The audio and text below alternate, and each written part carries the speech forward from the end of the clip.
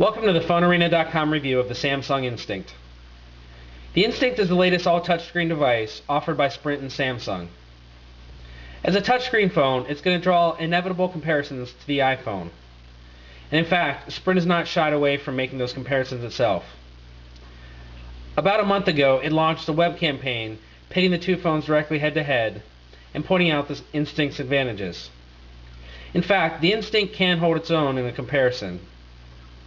It features eVideo Revision A data, microSD expansion up to 8 GB, GPS, and of course the all-touch display. It's actually slightly smaller than the iPhone as well, including the new iPhone 3G. The design is definitely reminiscent of the iPhone. However, with an all-touchscreen phone, there's really not a whole lot you can do, and Samsung's done the best of making the device their own. Like the iPhone, it's a candy bar phone with a large touchscreen panel on the front. Instead of the iPhone's one home button, the Instinct has three at the bottom: back, home, and phone. The display, as well as these buttons, are touch sensitive and all offers haptic feedback, meaning that the device will vibrate when you touch it. This is one of the immediate advantages you see from the Instinct over the iPhone. It gives you a very reassuring little vibration, and that way you know that the touch has been registered. The left side of the phone features the volume rocker, as well as the charging and data port. This is a proprietary Samsung port that we've seen on other devices, such as the M520. On the right side of the phone is a micro USB port. The phone ships with a 2 GB card and is expandable up to 8 GB. As 16 and eventually 32 GB cards become available, we see no reason that the phone won't support them, as it has support for the micro SD HC format. The other two buttons on the right side are the speech to action button and the camera button. At the top of the phone we'll find a lock button, as well as a 3.5mm headphone jack. Given the multimedia focus of this phone, it's nice to see that 3.5mm jack. The back of the phone is very simple. It simply has the 2-megapixel camera with a self-shot mirror and an embossed Samsung logo. The back and sides of the phone are made of a soft touch plastic. The front of the phone is a high gloss gunmetal finish with a rim that is also gunmetal. However, the rim's a bit shinier and it looks like it's a different color. Even though it's high gloss and does fingerprint a lot, because of the dark background, you can't see the fingerprints as much as you can on other devices, such as the Touch Diamond. The battery door does slide off. Yes, the Instinct has a removable battery, and the battery will simply pop out. One thing that we like is the Instinct ships with two batteries, and it also gives you this charging sleeve. The extra battery simply pops in it, you plug the charger in, and you can always have a battery charging and ready to go.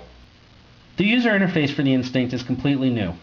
Sprint and Samsung worked to design it from the ground up, which is one of the things we've seen cause touchscreen devices in the past to fail.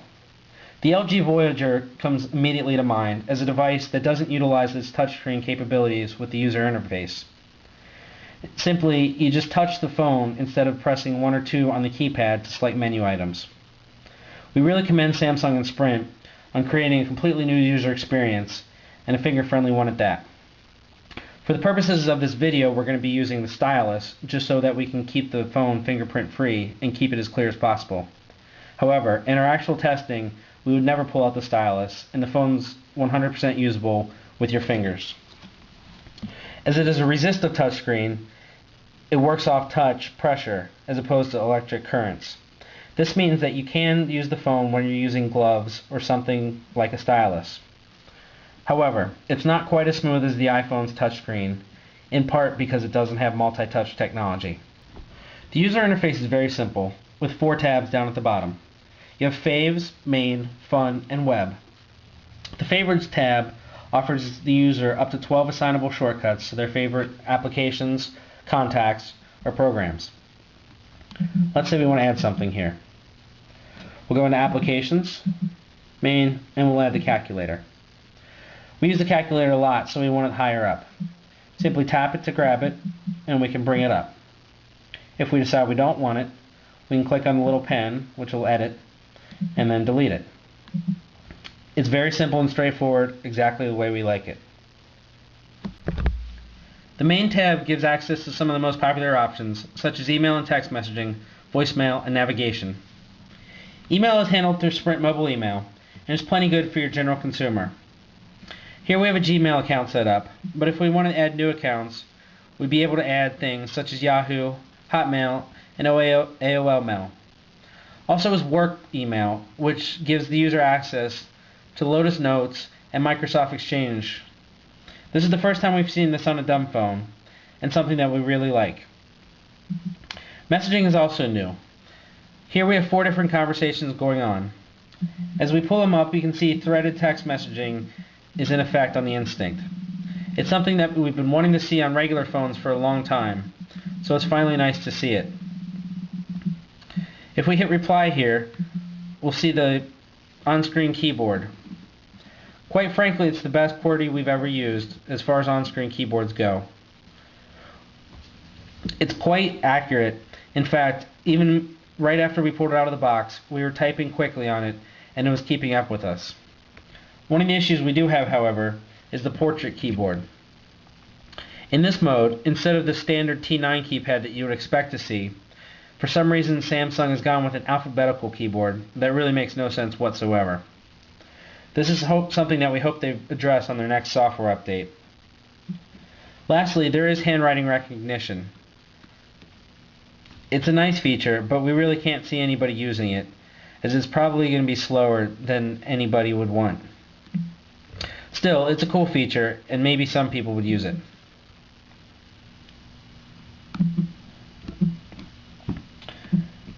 The next thing we're going to see on the main tab is voicemail.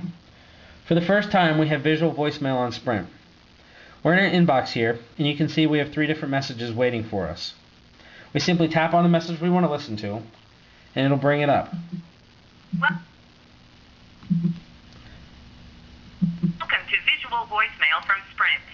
As you can see, we can pause, fast forward, and rewind the message. If we hit talk, we can call the user back.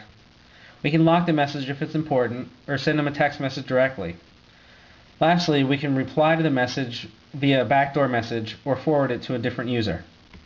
It's a great application, and we can't wait to see it on future devices. Sprint navigation is also included on the phone, and looks great on the large 3.5-inch screen. It's the same Sprint navigation that we see on other phones, but with a touchscreen interface, it's a lot easier to use. Also, for the first time, it's integrated into Live Search. We'll launch the Live Search application here, something else we've seen on past Sprint phones. But on this one, we'll be able to actually search for something worth our voice, and then choose to get directions through Sprint navigation. It's a very slick process, and it's what they call speech to action. For posterity's sake, we're going to go with a previous search, and just check out pizza. It pulled our GPS location, and it's important to note that this is just a general location. It vibrated to tell us that it found other results, and all we have to do is tap on the one we want. From here we can call them, map it, get directions, share it with another user, or save it. Or, if we click on the little car, you can see it'll launch Sprint navigation here, and give us driving directions. This is fantastic, and something that we really like to see. It's the best GPS experience we've ever seen on a phone.